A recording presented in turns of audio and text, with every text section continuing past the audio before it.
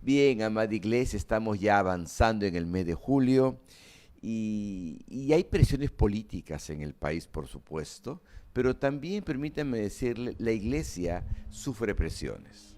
Por momentos sube la presión, por momentos baja la presión sobre la iglesia, pero la iglesia, la de Cristo, la de verdad, siempre va a sufrir una presión. ¿Por qué somos presionados por el mundo? Porque no somos una subcultura. ¿Qué es una subcultura? Una subcultura es un grupo pequeño dentro de una cultura mayoritaria que dice, no se metan conmigo. Yo déjenme vivir mi vida, como dice la canción, ¿no? Por ejemplo, tenemos a los Ashanincas. Los Ashanincas, hay una comunidad que está en la selva, otro grupo que está en Lima, y el grupo de Lima quiere vivir en un barrio, les han dado un sector, la ciudad, después de las inundaciones, donde ellos viven en su cultura y ellos no pretenden que toda la ciudad de Lima se convierta a la cultura Ashaninka. Lo que ellos pretenden es que la cultura xaninca sea respetada por el resto de la población limeña. En cambio, la iglesia no somos una subcultura, somos una contracultura. ¿Por qué? Porque estamos en contra de la cultura mayoritaria, la corriente mayoritaria del mundo, de esta corriente del consumismo que cree que mientras más cosas tengas vas a ser más feliz. Sabemos que la felicidad no tiene que ver con la cantidad de cosas que tú tengas, que cree que el divorcio, que el adulterio, que la fornicación te van a hacer feliz y que tú eres libre con tu cuerpo y puedes hacer lo que tú quieras con tu cuerpo. No compartimos esa posición como iglesia. Nosotros somos una contracultura porque queremos ganar el mundo para Cristo. Queremos que el mundo cambie, que la cultura cambie. Estamos en contra de la cultura del mundo. Desde que la iglesia nace, por eso fue perseguida por Roma. Queremos transformar este mundo y por supuesto, si queremos transformar el mundo se va a resistir a ser transformado, se va a defender. Y dicen que la mejor defensa es el ataque. Entonces nosotros entendamos esto. No se trata que tú te lleves bien con el mundo. Se trata que enfrentemos el mundo. Y por supuesto, al mundo no le va a gustar. Por eso es normal entender que la iglesia va a estar en un ataque constante. Si nos dicen, como ocurre en la China, por ejemplo, dice, ok, ustedes existan, pero las prédicas que las vea el funcionario de la municipalidad que está a su cargo y está prohibido que evangelicen. Si nosotros dijéramos, ok, estamos de acuerdo, no vamos a evangelizar, nuestras prédicas sean revisadas, dejaríamos de ser la iglesia de Jesucristo. Ellos fueron perseguidos porque ellos eran los que trastocaban el mundo. Nosotros queremos transformar el mundo si eso va a implicar enfrentarlo, si eso va a hacer que la gente nos mire mal, pues es el precio que tenemos que pagar. Amados, no podemos contentarnos y sentarnos a decir, ok, mundo, está bien lo que tú dices, solamente que no me ataques. Déjame que yo me meta en que me encierre en mis cuatro paredes y yo no me voy a meter contigo. No, la iglesia de Jesucristo fue perseguida, los apóstoles fueron perseguidos porque ellos querían transformar el mundo y lo hicieron.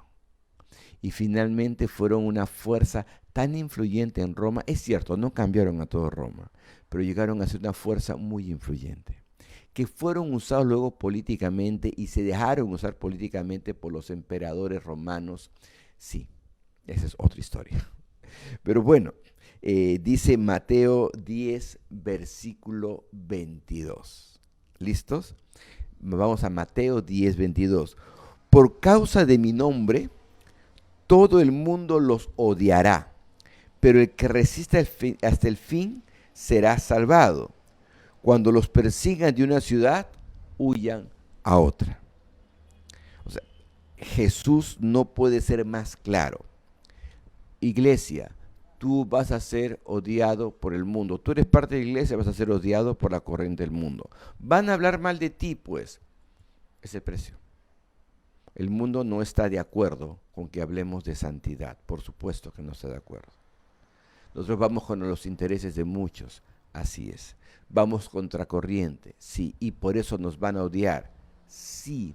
Es bíblico. Lo que no es bíblico es que digamos, ay, el mundo y yo estamos bien, mira la iglesia cómo es aceptada y apoyada, todo el mundo apoya a la iglesia. Amados, eso es antibíblico. La iglesia siempre va a ser perseguida por el mundo si somos la iglesia verdadera. Porque la iglesia falsa es la iglesia que se acomoda, negocia con el mundo. Quisiéramos ser amigos de todos, caerles bien a todos, y de repente, en ese afán de quedar bien con todos, ya cedemos un poquito, ¿verdad? Mire, supongamos que cada 10 años cedemos un poquito cada 10 años, nada más que un poquito cada 10 años. No es mucho, parece, ¿verdad? Pero imagínense, si en 10 años cedemos un poquito, en 1000 años, ¿cuánto hubiéramos cedido? En 2000 años, ¿cuánto hubiéramos cedido? Definitivamente, si empezamos a ceder un poquito ante el mundo, ya no seríamos la iglesia de Jesucristo. Jeremías 15:19. Ya del Antiguo Testamento es muy directa esta frase que está hacia el final del versículo que dice, conviértanse ellos a ti y tú no te conviertas a ellos. Haz que, ¿no?, ellos se vuelvan a ti, pero tú no te vuelvas a ellos. Tenemos que transformar el mundo y no hacer que el mundo nos transforme a nosotros como su iglesia. Ahora, en esta lucha, en esta lucha que tenemos con el mundo, porque es una lucha real, ¿no?, tenemos el riesgo de mundanalizarnos o mundializarnos, ¿no? Es el término adecuado según el diccionario, mundializarnos, ¿no?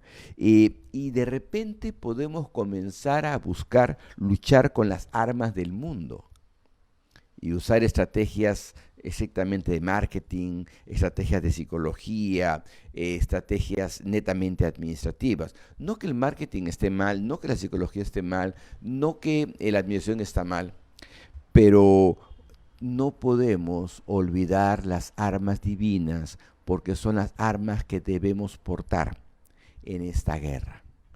Nos advierte el apóstol Pablo allí en 2 Corintios capítulo 10, versículo 3. Sí, búsquenlo por favor. 2 Corintios capítulo 10, versículo 3. Y dice, es verdad que aún somos seres humanos, pero no luchamos como los seres humanos. Wow. En otra versión dice, es verdad que estamos en el mundo, pero no somos del mundo.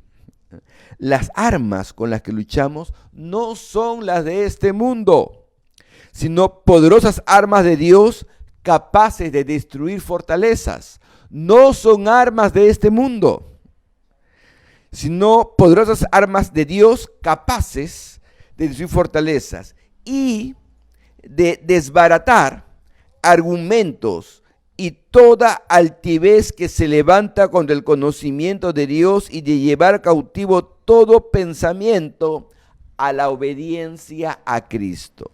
Sí, la lucha es transformar las mentes. Nuestra lucha no es agarrar armas o forzar a la gente a hacer cosas. Nuestra lucha es transformar la forma de pensar, transformar la estructura mental que el mundo ha impuesto sobre las personas, quitarles el velo que tienen enfrente para que entiendan la gloria y la verdad de Dios.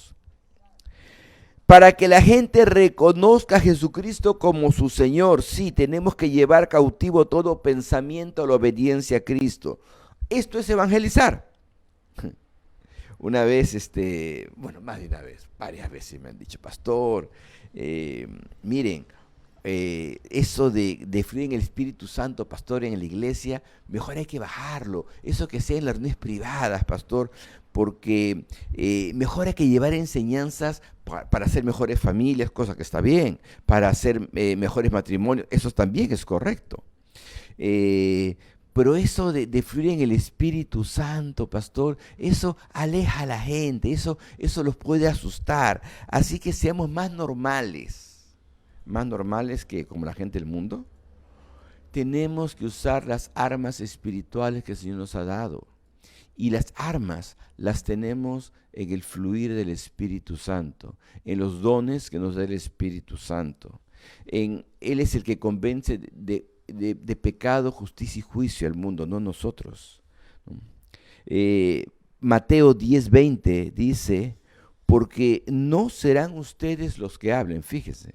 Pero pastores, que yo estudié mucho en seminario, está bien este seminario, yo quiero seguir estudiando, quiero sacar una maestría y doctorado, por supuesto, hay que seguir creciendo, claro que sí.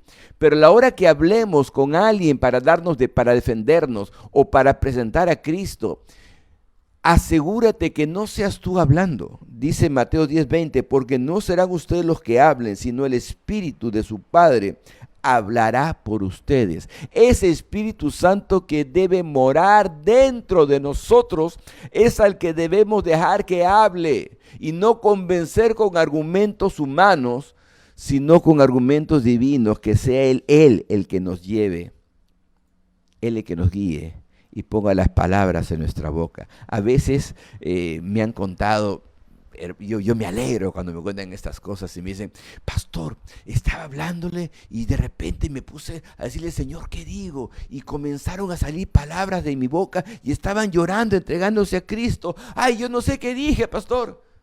Es que no eras tú quien hablaba.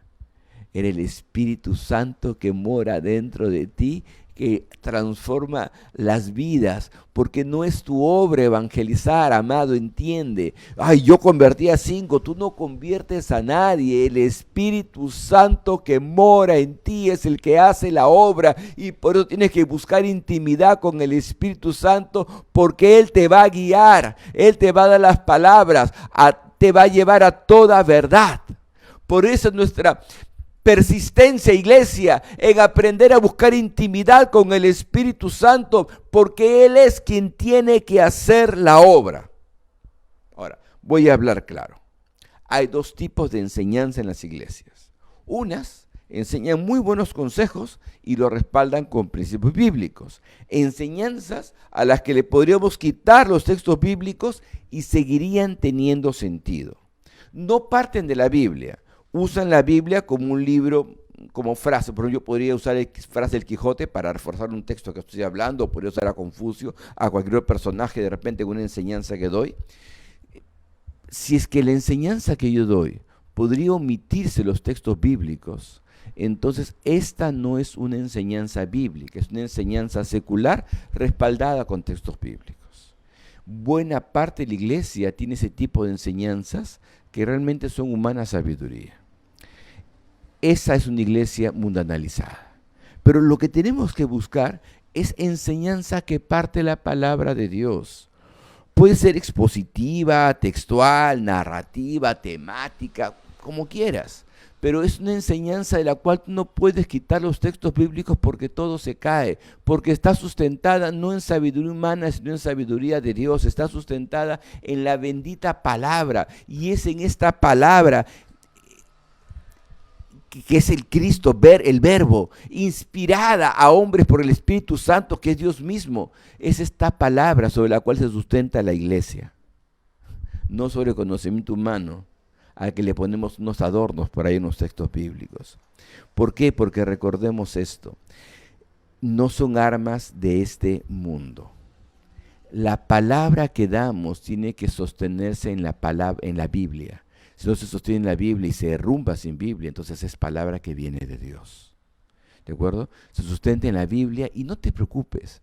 Dios va a hacer que los hechos también la muestren y la va a fortalecer. Porque lo que tú das no son palabras de humana sabiduría, sino son palabras que vienen de Dios, y Dios va a respaldar su palabra con su poder. Así que tú no tengas temor, simplemente predica la palabra de Dios, sabiendo que Dios la va a respaldar.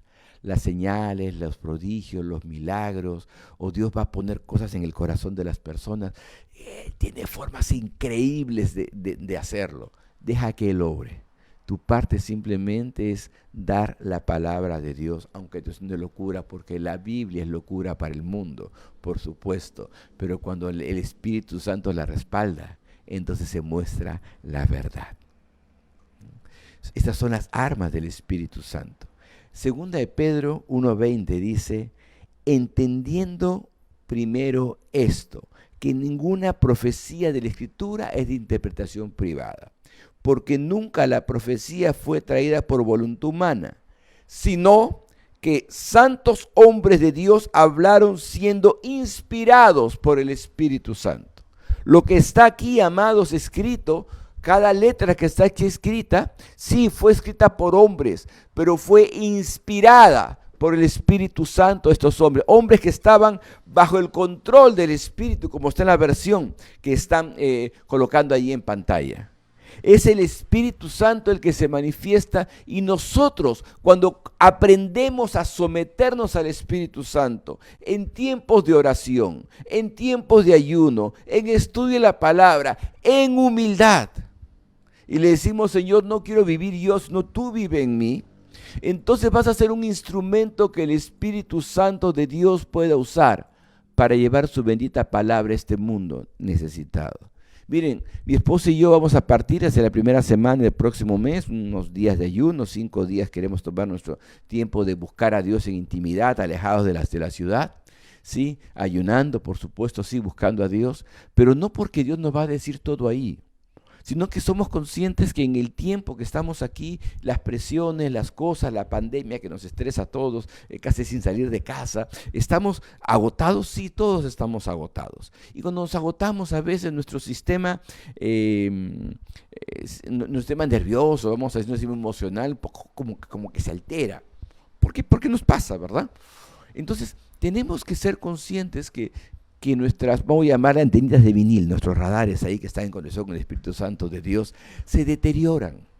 Y tenemos que darles un tiempo, voy a decir, de mantenimiento, para explicarnos así, ¿no?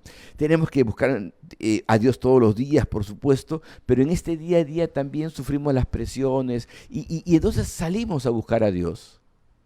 Pero no porque Dios nos va a decir todo ahí, sino porque queremos afinar nuestra sintonía con Él. ¿Por qué no hablar todos los días? Entonces, si tú no tienes tu sintonía afinada, si no hay siquiera un día a la semana en que digas: hoy me tomo 2 horas, 3 horas de oración, de acuerdo, en la semana me tomo media hora diaria, sí, porque es mi devocional, es la demanda de Dios, pero hoy día de forma especial me voy a tomar 3 horas, 1 vez por semana, porque tengo que fortalecer mi intimidad con Dios, porque tengo que sintonizarme, voy a decir así, adecuadamente con mi Señor, para poder percibir todo lo que Él tiene que decirme cada día, para que Él me guíe a toda verdad.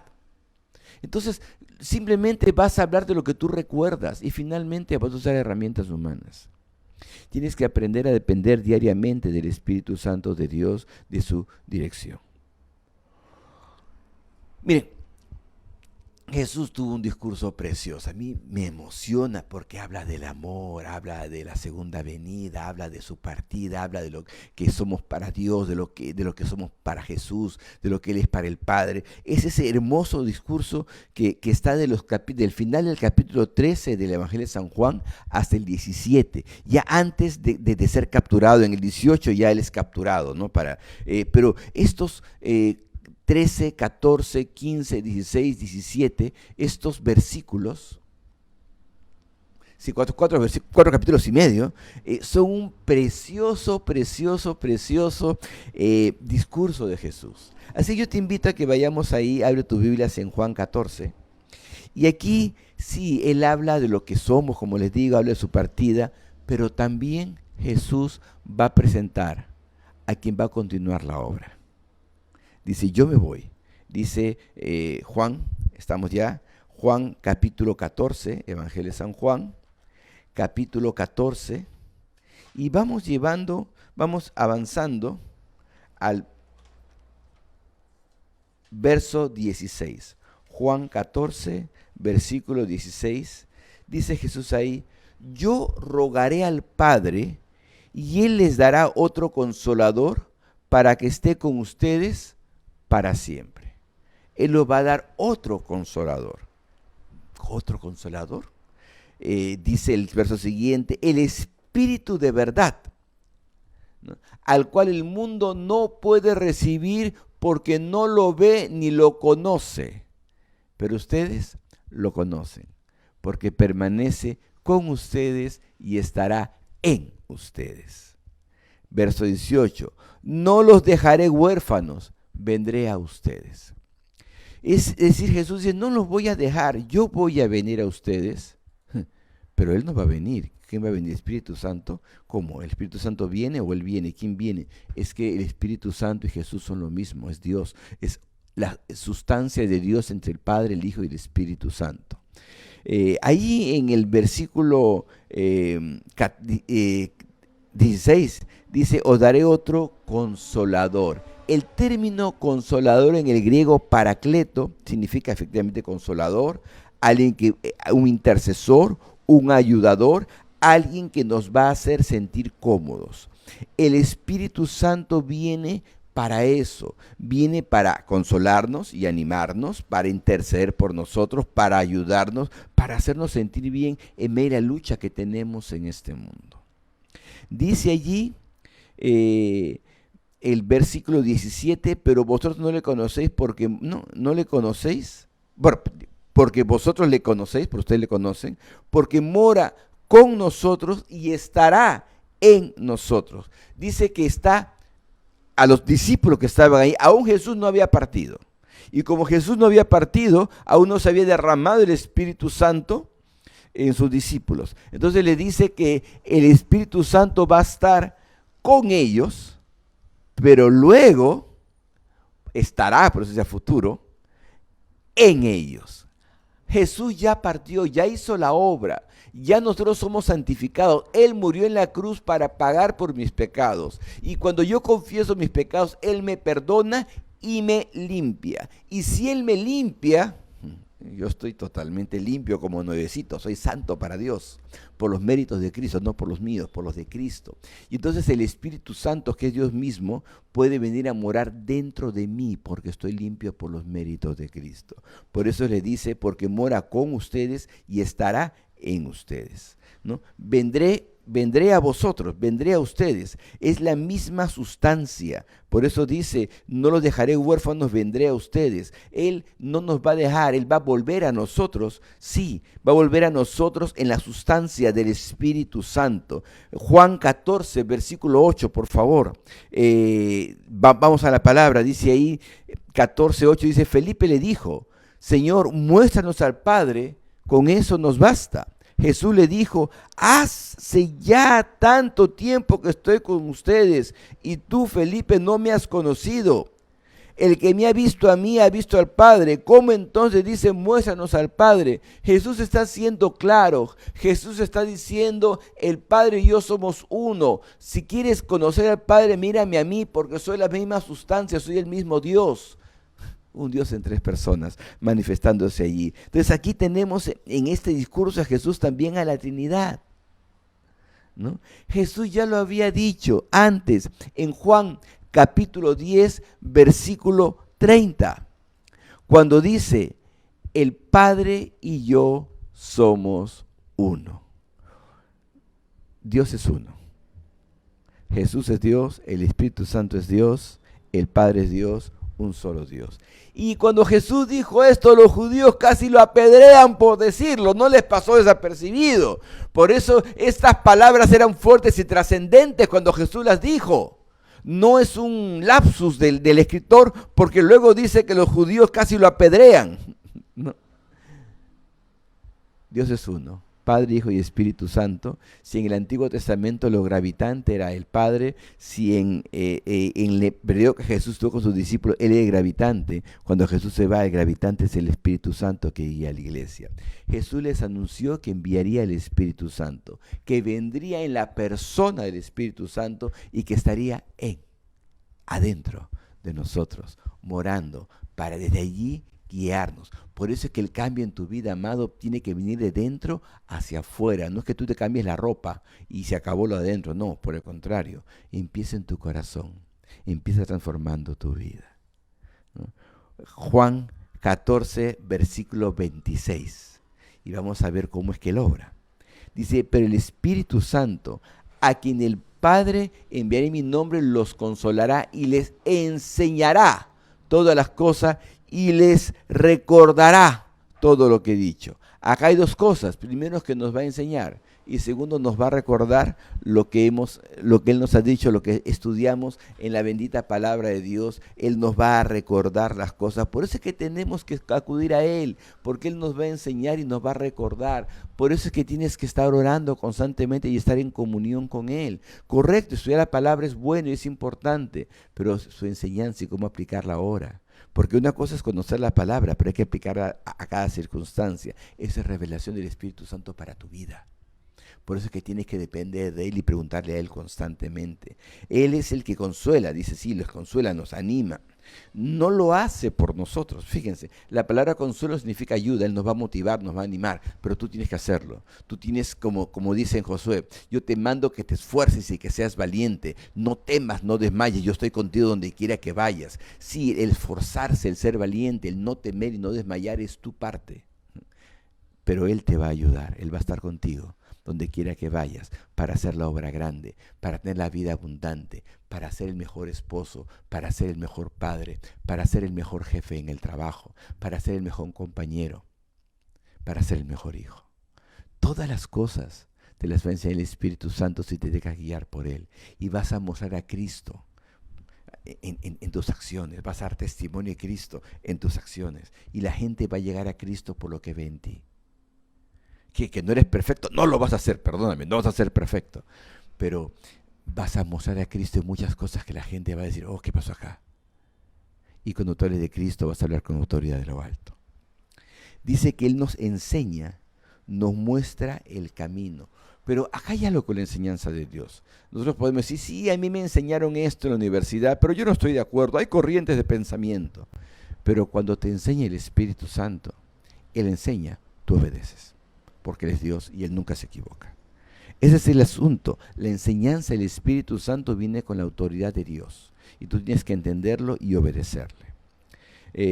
Por eso, por ejemplo, ¿no? En Hechos capítulo 16, versículo 6, vemos lo siguiente, ¿no? Cuando estaban viajando los discípulos ya en lo que ahora sería Turquía, en la Turquía asiática, iban camino hacia Europa, dice Hechos 16, versículo 6, como el Espíritu Santo no les permitió proclamar la palabra en Asia, ellos se limitaron a atravesar Frigia y la provincia de Galacia. Verso 17, cuando llegaron a Misia intentaron ir a Bitinia, pero el Espíritu tampoco se los permitió. Ahora, yo no imagino que el Espíritu Santo los agarró, los amarró y los botó. No, simplemente el Espíritu Santo no les permitió porque les dijo, no vayan para allá. Cuando querían ir a Bitinia, el Espíritu les dijo, no vayan, no les permito ir. Y bastaba que el Espíritu hablara a ellos para que obedecieran. Porque entendían que el Espíritu Santo era la autoridad sobre sus vidas. No tenía que amarrarlos, no tenía que ponerles una muralla, no tenía que apuntarles con un arma. Bastaba que el Espíritu Santo dijera, ellos obedecían, porque entendían que el Espíritu Santo es Dios. Y si Dios revela, yo obedezco. Y si Dios dice, yo obedezco. Porque santidad es buscar dar en el centro exacto de la voluntad de Dios. Santidad es buscar agradar a Dios en todas las cosas que hago, más allá de los 10 mandamientos. Si tú quieres vivir en santidad, entonces vas a obedecer al Espíritu Santo de Dios. No le vas a dar argumentos. Cuando el Espíritu Santo te dice, perdona, tú vas a perdonar. Pero no sabe lo que me hizo, pastor. A mí me puedes poner argumentos, pero no se lo puedes poner a Dios. Si la palabra dice que tú tienes que perdonar y olvidar, tú perdonas y olvidas y las cargas se las dejas a Dios. Cuando Dios te dice ama, sí, pero ¿cómo lo voy a amar? Bueno, tú decides. Y por experiencia a veces ayuda a declarar, ok, Dios, tú dices que yo ame, yo declaro, yo amo a fulano de tal. Y tú lo vas declarando y finalmente Dios lo pone en ti y hasta derramas lágrimas de amor por esa persona a la que antes detestaba. Diezma, pero no me va a alcanzar. Créele a Dios, pues Él es el soberano, es el dueño de todas las cosas. No, pero es que yo saco mis matemáticas, ok, tus matemáticas versus las de Dios. Si tú quieres perderte la bendición y estar en rebeldía y desobediencia, es tu decisión. Nadie te puede forzar. Finalmente el diezmo es voluntario, ¿cierto? Pero la bendición también te la pierdes y estás en desobediencia a Dios. Predica, pero es que me da roche, me da vergüenza predicar, hablar de Cristo a otros. No, Predica con tu vida, con tu testimonio. Por supuesto que habla de Dios. Di gracias a Dios por estas cosas. Dile a la gente, Dios te ama y te quiere una vida diferente. Pero tú tienes que venir a Él para que te transforme y te enseñe el camino. Díselo simplemente. No, es que ellos están gozando en su adulterio. Tú habla, porque si el pecador muere, su sangre te va a ser demandada. Tú habla. Tu parte es hablar.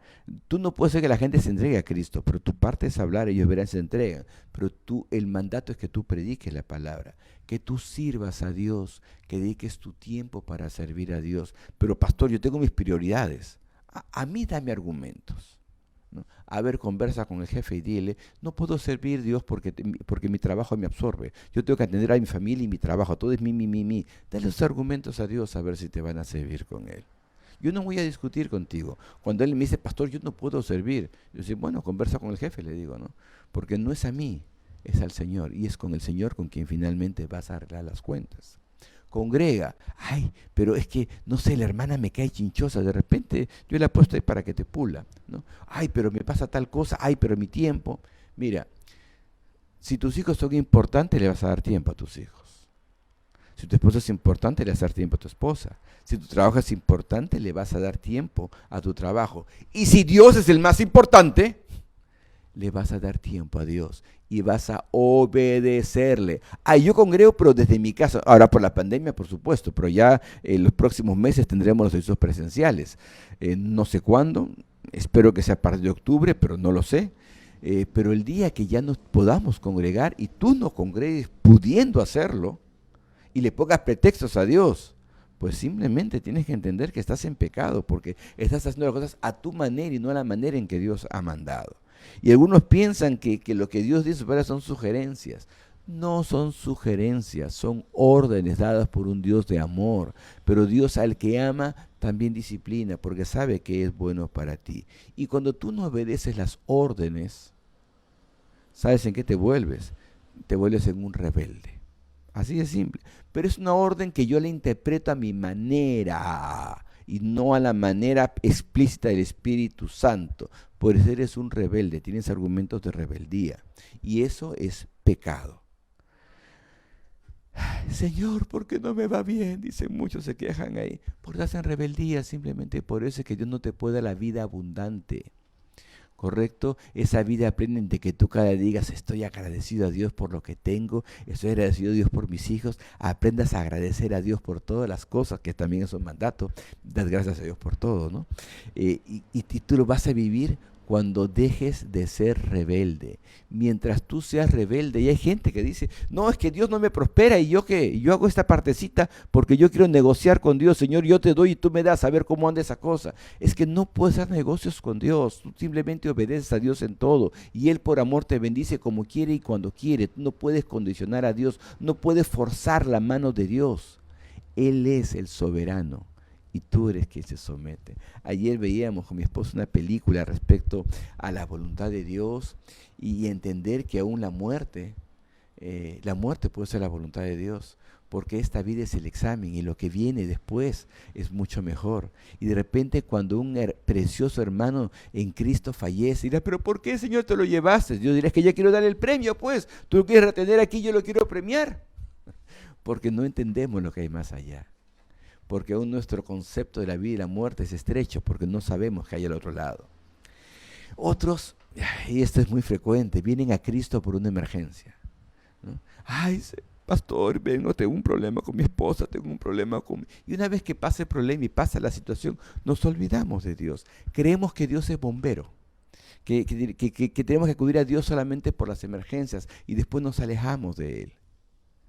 Y entonces vuelves a caer en rebeldía y entonces vuelven los problemas. Y dices, ay Dios, pero ¿por qué me vienen problemas? Porque no estás en el centro exacto de la voluntad de Dios. Y aún estando en el centro exacto de la voluntad de Dios, Dios puede permitir pruebas en tu vida, claro que sí, para forjar un carácter conforme al carácter de Cristo. Vamos a seguir avanzando y vamos al capítulo 15 de Juan, donde estamos este hermoso discurso de Jesús, versículo 26. Y dice ahí, Juan 15, 26, cuando venga el Consolador, el Espíritu de verdad, el cual procede del Padre, y a quien yo les enviaré de parte del Padre, Él dará testimonio de mí. ¿Qué es dar testimonio? Decir lo que sabes. Cuando tú te llama, por ejemplo, ¿no? el fiscal o el juez dice, señor, tiene que dar testimonio, ahí dice el fiscal, ahí le para ahí, ¿no? Y uno está contando, el juez al costado. Bueno, ¿usted qué sabe? ¿Cómo fue? Cuéntenos, háblenos. Uno simplemente dar testimonio es hablar de lo que sabemos, de lo que hemos visto, de lo que hemos participado, de lo que conocemos. Eso es dar testimonio. Y como el Espíritu Santo es Dios y es uno con Cristo y Él conoce todo, entonces Él nos va a hablar todo lo de Cristo. Él nos revelará todo lo que necesitamos de Jesús para ser más que vencedores, ¿no? Yo quiero adelantar un poquito a esto, ¿no? Así voy un instante, vamos a ir a Juan 16:13, ¿ya? ¿Sí? Para adelantarme y centrar ese tema en que Él nos va a dar testimonio acerca de Cristo. Juan 16:13 dice, cuando venga el Espíritu de verdad, Él nos guiará a toda verdad, porque no hablará por su propia cuenta, sino que hablará todo lo que oiga y les hará saber las cosas que habrá de venir. 14. Él me glorificará porque tomará de lo mío y se lo hará saber. El 15 dice, todo lo que tiene el Padre es mío. Claro, son uno. Por eso dije que tomará de lo mío y se lo dará a conocer. A ver, acá habla, Él tomará de lo mío, ¿no? O sea, el Espíritu Santo toma de Jesús, todo lo del Padre es de Jesús, por eso dije que tomará de lo mío, o sea, de lo del Padre, ¿no? Y se lo dará a conocer. Claro, por supuesto, porque nuevamente en este discurso nos habla de la Trinidad. Padre, Hijo y Espíritu Santo, un solo Dios en tres sustancias, en tres personas. No lo podemos entender, por eso tenemos un misterio. Nuestra mente humana finita no es capaz de comprender la Trinidad, pero está en la Biblia y la aceptamos.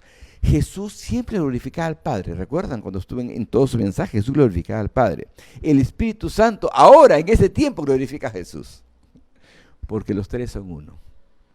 Por eso debemos buscar constantemente al Espíritu Santo en oración, porque este tiempo, el tiempo de la iglesia, hasta que Jesús vuelva, encarnado ya, porque Jesús ya tiene un cuerpo físico que le fue otorgado, ¿no?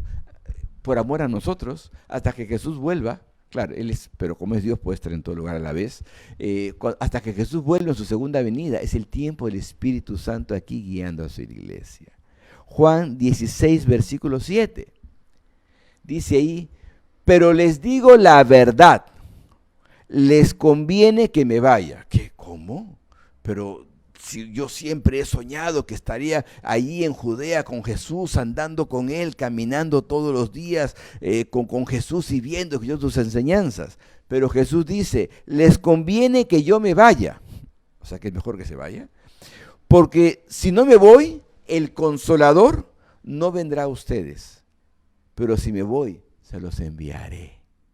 Entonces, nos conviene como iglesia que Jesús no esté aquí en ese tiempo, que esté el Espíritu Santo. Y dice, cuando Él venga, convencerá al mundo de pecado, de justicia y de juicio. Ya en otra parte, en San Juan 14, versículo 12, dice, porque las obras que yo hago, ¿no?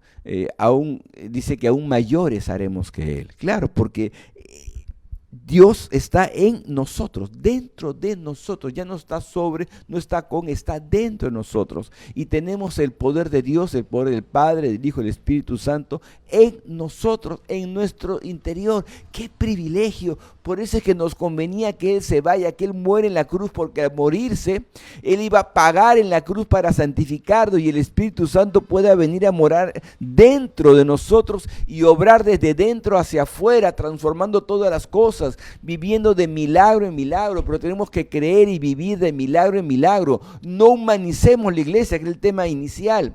No querramos vivir solamente en pensamiento, razonamiento y formas humanas. No te olvides que el Espíritu Santo está dentro de ti para que fluya la revelación de Dios y fluyan los milagros de Dios. No te quedes solamente con herramientas humanas. Usa las herramientas del Espíritu Santo que mora dentro de ti. Si es que tú has entregado tu vida a Jesús y estás cada día reconociéndolo como el Señor y amo de tu vida.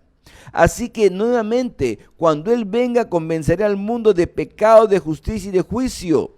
Así que no eres tú con tus argumentos. Pastor, yo le dije unas palabras y entonces yo lo convencí. Tú no convences a nadie.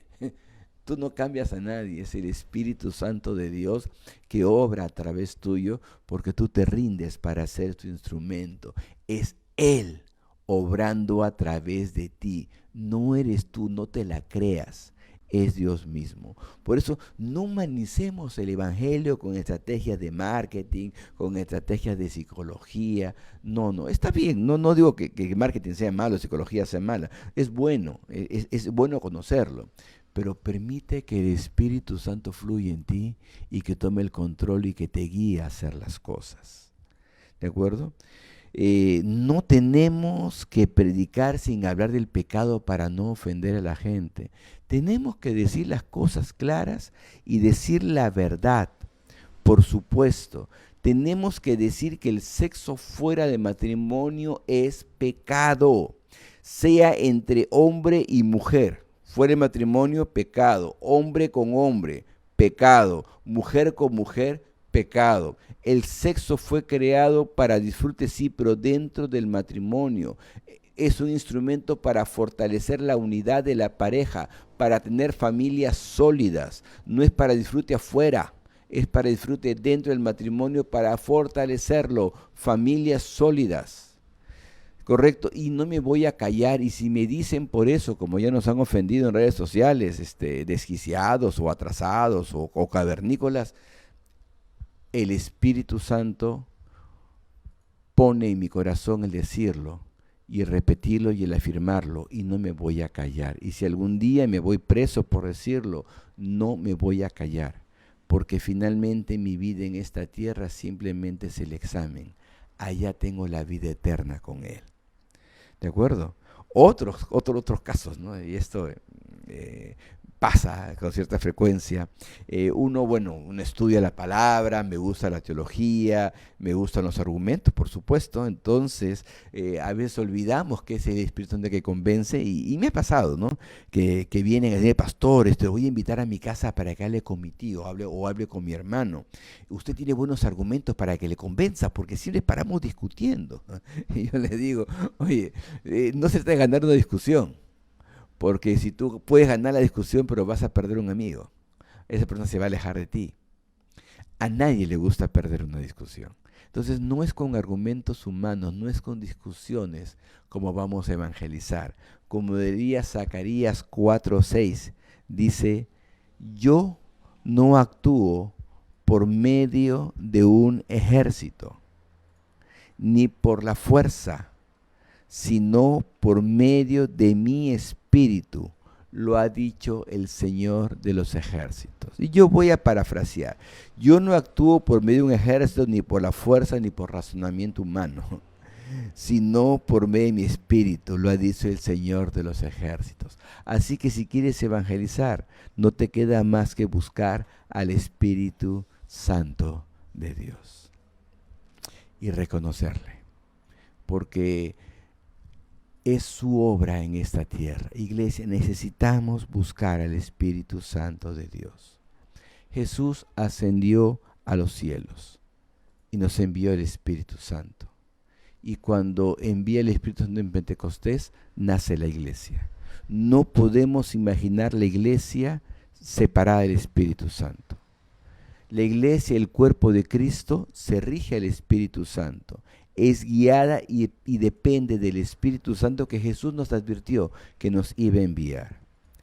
Amados, si nos separamos del Espíritu Santo, nos separamos de Cristo, nos separamos del Padre, nos separamos de la iglesia realmente y quedamos atrapados en el mundo.